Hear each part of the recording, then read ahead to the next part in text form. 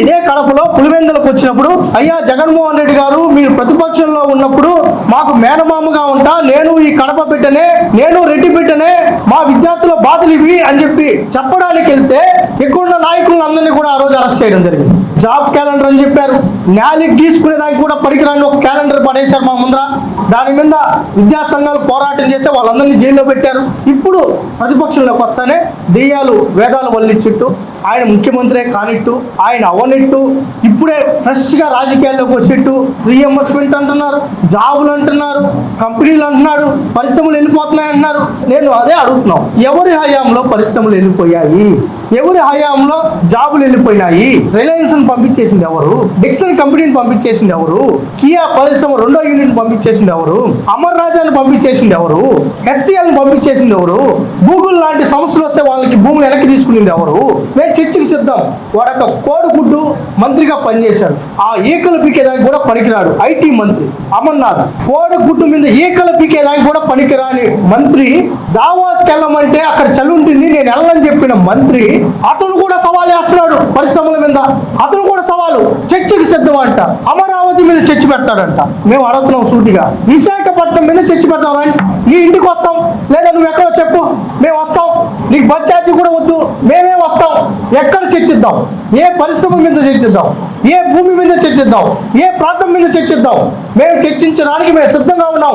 సిగ్గు ఎగ్గు లేకుండా ఏది చెప్తా నమ్మేస్తారన్నట్టు ఆ రోజు ప్రతిపక్షంలో ఉన్నప్పుడు 14-19లో చెప్పి అధికారంలోకి వచ్చి తాడేపల్లి కొంపలో కూర్చున్నాను మీ నాయకుడు. క్యాబినెట్ మంత్రి అయిపోతానే ఒక్క నిమిషం కూడా నిలబడకుండా నీ ఛాంబర్లోకి వెళ్ళని వీళ్ళు ఈరోజు చర్చల గురించి మాట్లాడతారంట. జగన్మోహన్ రెడ్డి గారు వాళ్ళ తండ్రి రీఎంబర్స్మెంట్కు ఆద్యుడని అనేక సందర్భాల్లో ప్రతిపక్షంలో ఉన్నప్పుడు చెప్పారు. నేను రాజశేఖర్ రెడ్డి వారసుడని చెప్పుకొని వచ్చాడు. జనం కూడా నిజంగా రాజశేఖర్ రెడ్డి బిడ్డ కదా అని చెప్పి నమ్మారు. నమ్మిన తర్వాత ఆ రోజు యువత విద్యార్థులంతా ఆయన నెత్తిని పెట్టుకొని మేనమామ అంటే నిజంగా మేనమామ అవుతాడేమో అనుకొని నెత్తిని పెట్టుకొని మోసారు. ఆయన వస్తానే చేసిన పని ఏంట్రా అంటే ఫీజు రీఎంబర్స్మెంట్ని పక్కన పెట్టేయడం. దాంతోపాటు విద్యా వ్యవస్థలో ఆయన తీసుకున్న నిర్ణయాలు ఎంత దారుణంగా ఉన్నాయంటే స్కూల్ బిల్డింగులకి ఆయన రంగులేసే కార్యక్రమం శ్రీకారం చుట్టారు. అక్షరాల 1000 కోట్ల పైన దానికి నిధులు కేటాయించారు. కోర్టు ముటిక్కాయ వేస్తే ఆ రంగులు తీసేయడానికి మళ్ళీ 1000 కోట్ల రూపాయలు ఖర్చు పెట్టారు. ఈరోజు మొత్తం స్కూల్స్ అన్ని మార్చేసాం, అద్భుతాలు చేసామని చెప్పి ఒక 2-3 స్కూల్స్ ని ఆర్టిఫిషియల్ గా రెడీ చేసి మీడియా ముందు చూపించారు. లాస్ట్ కి రోజు చూస్తే ఎంత దారుణంగా ఉన్నాయంటే స్కూల్ని ఆ పెచ్చులు ఊడిపోయిన దాన్ని అంటించేసి పెయింట్ వేసేసి బిల్లులు చేసుకునేసారు. ఇంత దారుణంగా విద్యా వ్యవస్థను కూడా ఆయన సొంత జోబులేకే డబ్బు వేసుకోవచ్చని చూపించిన ఏకైక ముఖ్యమంత్రి ఎవరన్నా ఉన్నారంటే అది జగన్మోహన్ రెడ్డి గారు. భ్రష్టు పట్టించేసినాడు విద్యా వ్యవస్థను. హైర్ ఎడ్యుకేషన్ భ్రష్టు పట్టించారు, ఏబిపిఎస్సిని భ్రష్టు పట్టించారు.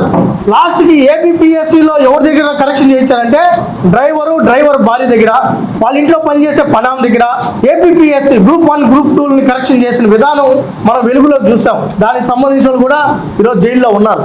ఏది ఈ రాష్ట్రంలో మన గ్రూప్ 1 గ్రూప్ 2 అంటే ఎంత కీలకమో మనకు తెలుసు. అలాంటి పోస్టులు కూడా వాళ్ళు అటెండర్లతోనో వాచ్మెన్లతోనో ఇంట్లో పనులతోనో డ్రైవర్ల భార్యతో కరెక్షన్ చేయించారంటే వీళ్ళని దేంతో కొట్టాలి అని అడుగుతున్నాం. దేంతో కొట్టాలి వీళ్ళని? విద్యార్థుల యువత జీవితాలతో ఆడుకున్న ఈ జగన్మోహన్ రెడ్డిని, ఆ బ్యాచ్ ని దేంతో కొట్టాలని అడుగుతున్నాం. ప్రభుత్వం మారుతానే సిగ్గు లేకుండా ఈరోజు కలెక్టరేట్ ముట్టడంటున్నారు, ఫీజు రీఎంబర్స్మెంట్ పోరంటున్నారు, యువత పోరంటున్నారు. మేము అడుగుతున్నాం, ఫీజు రీఎంబర్స్మెంట్ ని రద్దు చేసింది ఎవరు? నాకు సమాధానం చెప్పండి. నువ్వు కాదా?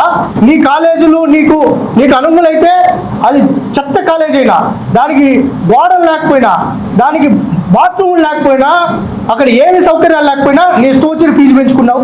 మంచి ఫెసిలిటీస్ ఉండి అన్ని సౌకర్యాలు ఉంటే వాళ్ళకు మద్దతు లేదంటే మొత్తం ఓచకోత ఫెసిలిటీ కోసేసావు. ఒక్క డిఎస్సి నీ 5 ఏళ్ళలో పెట్టావా? విద్యార్థి సంఘాలు, యువత రోడ్ల మీద ఆర్తనాదాలు. నా సోదరుడు కూడా, నా మిత్రుడు కూడా పోరాటం చేసి జైలుకి వెళ్ళారు. Please subscribe to Leo news for more videos.